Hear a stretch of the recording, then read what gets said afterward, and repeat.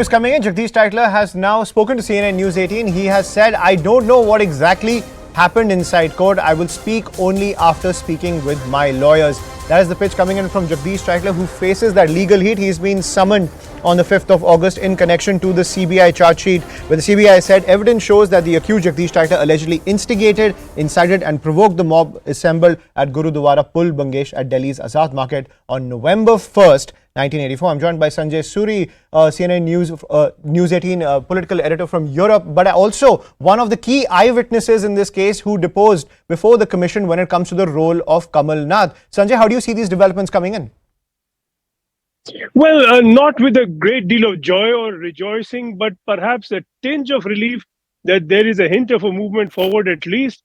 Coming 40 years later, the CBI's investigation has been very, very suspect. They have said one thing, another. It's an on-off investigation process. This is hardly a professional way to do anything. There has to be an assessment of evidence and a filing of charges on the basis of that evidence, for then the court to decide. Here the CBI cannot put its own house in order. So that movement now in the Tytler case, we'll have to see what new evidence there is that will be presented to the court and what the court may think of that. So this is not a very convincing move forward as of now, and how effective this is, how firm this case is, will depend upon what exactly is presented in the court and what view the court takes. That's so far as the Tytler case goes. It's quite right that the real problem is the failure to proceed in the Kamal Nath case. And this is not just about the earlier Congress government not proceeding, it's also the BJP government. The case against Kamal Nath is very clear. This was an incident at the Rakabganj Gurdwara where 2 Sikhs were burnt alive. Murders. We are talking about 2 murders. And they were burnt by a mob. And that mob was led by Kamal Nath. He was in control of the mob all the way. And under Section 149 of the Indian Penal Code, any member of a mob that carries out such a crime can be arrested. If that is the law and if that is the fact, then certainly the one leading that mob, in controlling that mob, should be the first to be arrested. Far from arrest, he was not even named in the FIR. There is a very clear case for proceeding against Kamal Nath. And really, there is a very serious question that not just the old Congress governments, but the present BJP government has to answer why it has not moved against Kamal Nath. So, at the end of the day, Sanjay, when it comes to this entire role of Kamal Nath, that is also one of the aspects of the entire investigation. But when it comes to Jagdish Tytler, and you've been tracking all the legal developments very closely, 3 CBI clean chits, Jagdish Tytler also threatening lawyers live on television. That is the charge that came in from HS Fulka. Also, the pitch that there was no proper probe and the recording of the eyewitnesses when it comes to Jagdish Tytler's case did not take place. Was this a pattern of inaction when it came to the central agency when it comes to investigating the Anti-Sikh Riots of 1984? It was a pattern not just with investigation, but with prevention. The police almost everywhere did not only fail to stop these people from killing, they actually colluded with them. This was a mass crime that was committed by members of the ruling party, and they did this in togetherness with the police who are paid to and who are sworn to protect people, actually aided in the crime. And this has become very clear on the basis of a lot of evidence that has surfaced. Some of this evidence the government has chosen not to look at, some it has swept under the carpet, but that pattern was clear. The police were a party to the criminality. They were almost, you would say, and say accurately, members that were actively promoting or protecting the gangs that were carrying out the killings. Following that, it would be natural and of course just as perverse for the police then not to proceed with investigation. Who would they investigate? They would end up investigating themselves. Clearly, they have been far from efficient in that, and they have their own interests at stake. So everyone is protecting their interests, the police, the party, and the people who have been the victims have been the ones who suffered. There were so many killed, more than 3,000 murders committed on the streets of Delhi. And 40 years later, we are seeking basic justice.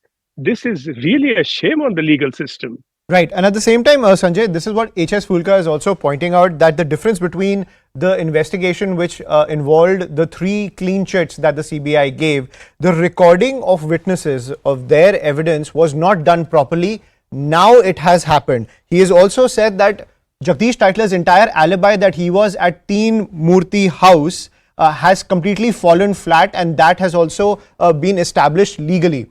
We are just seeing the beginning of this new legal proceedings, but do you see that there is more legal weight against Jagdish Tytler this time around? We will have to see what evidence is presented in the court. On the basis of the statements we've had so far, there appears to be some movement forward, but how convincing that is, how firm that is, we do not know. We are told about a tape recording as a consequence of a sting operation. Why has that taken 40 years? Why is the CBI woken up to that 40 years later? And how credible is it that after continued denial for 40 years, Jagdish Tytler suddenly said somewhere, well, I am the one who led the mob. I am the one who led all the killers and the murderers.